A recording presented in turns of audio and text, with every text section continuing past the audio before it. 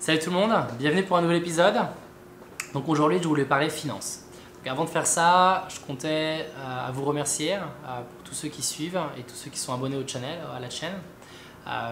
Comme vous avez pu le voir depuis 1 à 2 semaines, j'ai commencé à augmenter la cadence de vidéos. Donc j'essaye de faire 2 à 3 vidéos par semaine.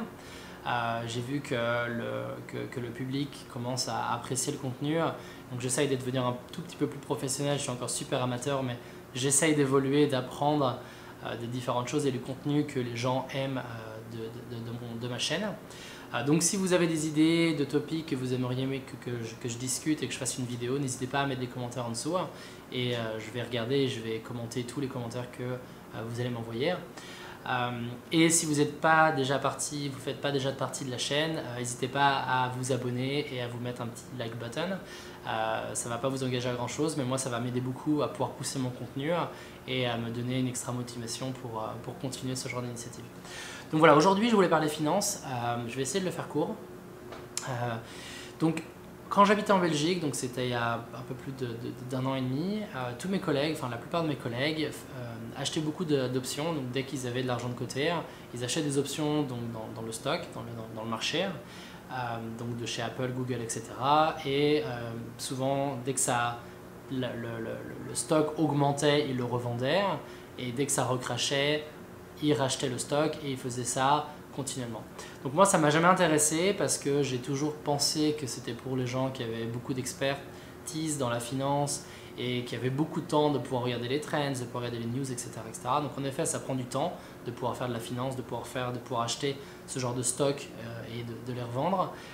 Mais en fait il n'y a pas besoin de beaucoup de skills. Donc ce que je voulais faire aujourd'hui c'était de vous donner quelques conseils, de vous faire voir un peu ce que moi j'ai fait, comment je l'ai fait et puis peut-être que ça va vous inspirer et vous lancer là-dessus. Avant que je commence et que je vous fasse voir l'application, tout ce que je vais vous dire, ça vient d'un amateur. Ça fait que 3 mois que je le fais. J'ai regardé des dizaines et des centaines d'heures de chaînes YouTube d'experts qui font de la finance. Mais bon, c'est pareil, ils nous disent que le stock et le marché peuvent être très volatiles, donc vous pouvez perdre votre argent. Donc ce n'est pas quelque chose que vous devez faire juste parce que vous en avez envie. Vous devez réfléchir un tout petit peu, sauf si vous avez un paquet d'argent et que vous voulez l'investir quelque part. Donc voilà, faites ça très carefully, regardez d'autres chaînes qui parlent de ça et peut-être que ça va vous aider à vous évoluer et à vous lancer à faire ce genre de choses. Donc voilà, c'est parti, on ouvre l'application.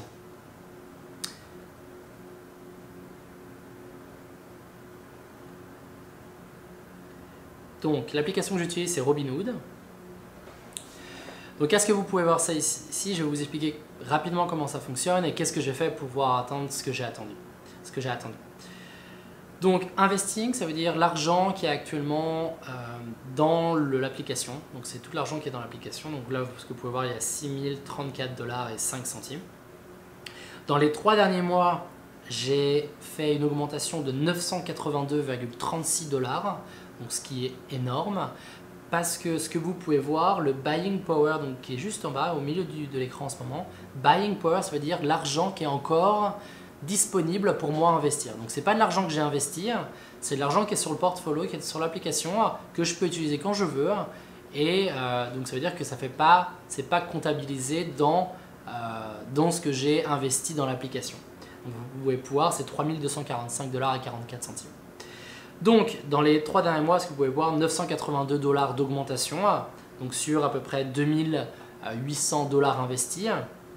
Donc ça veut dire 1800 $ investis. J'ai fait 1000 $ d'increase, d'augmentation. Le dernier mois, il y avait 724. Et la dernière semaine, il y avait quasiment rien, parce que la dernière semaine, ça a crashé énormément.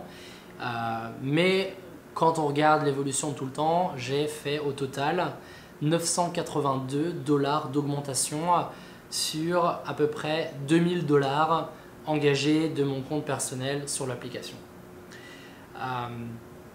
Donc, qu'est-ce que j'ai fait? Donc, ce que vous pouvez voir là, c'est ça les stocks. Donc, les stocks, c'est tous les stocks que j'ai achetés dans les derniers mois, dans les 3 derniers mois.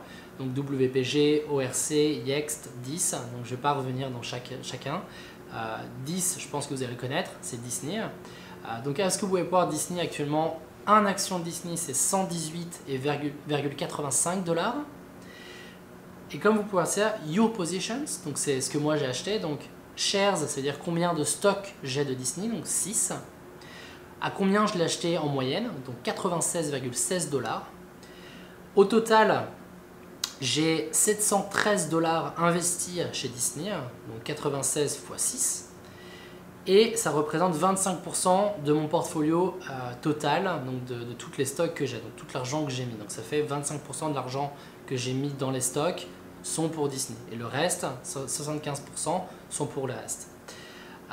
Et donc, est-ce que vous pouvez voir, total return plus 136 $. Donc ça veut dire que depuis que j'ai acheté les stocks de chez Disney, ça m'a rapporté 136 $.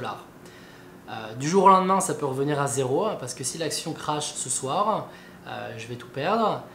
Mais si par exemple je veux me faire de l'argent, de récupérer de l'argent, je peux vendre mes actions. Est-ce que vous pouvez voir là, trade, sell, et je peux vendre toutes mes actions maintenant et ça va me rapporter 136 $ de plus que ce que j'ai mis initialement. Donc le plus pour ça, qu'est-ce que j'ai utilisé comme méthode? J'ai utilisé donc première méthode que j'ai fait, c'est dû à la crise qui est actuelle. La plupart des entreprises ont craché, donc toutes les actions qui étaient par exemple pour Disney étaient, est-ce que vous voyez, 52 WKI, ça veut dire 52 semaines la plus haute, donc dans la dernière année, à combien l'action est montée, donc elle était à 153 $ dans la dernière année. Actuellement elle est à 118, donc vous voyez qu'elle est plus basse que l'habitude. Et le plus bas dans les 52 dernières semaines, c'était 79 $. Moi, je l'ai acheté à 96 parce que c'est pas descendu plus bas. Donc ce que j'ai fait, c'est que quand la crise est arrivée, j'ai vraiment regardé toutes les actions que je voulais acheter. J'ai attendu que ça baissait, ça baissait, ça baissait. Et donc quand ça stagnait dans un prix qui était assez bas, j'en ai acheté quelques-uns. Et c'est comme ça que j'ai réussi à faire mon portfolio. Mais c'est pas comme ça que j'ai réussi à faire mon argent. C'est pas comme ça que j'ai réussi à faire les 1000 $ d'augmentation dans le mois, dans les 3 mois. Donc comment j'ai fait? J'ai commencé tout d'abord avec à investir d'abord dans les petites, dans des plus. Donc si j'enlève ça et je fais le last price, vous voyez les actions sont pas très chères. J'ai des actions à 5 $, 4,70 $, 2,32 $, etc. J'en ai qui sont un peu plus chères, par exemple Disney. Mon Disney c'est ma plus chère que j'ai. Donc j'ai acheté pas mal de petites stocks. Je les ai revendus quand je voyais que ça montait énormément et que ça recrachait juste après.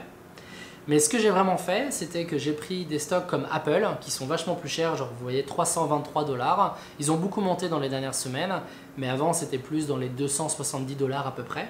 Et donc ce que je faisais, à ce que vous pouvez voir là, dans la dernière semaine, vous pouvez voir le cours qui augmente et qui descend.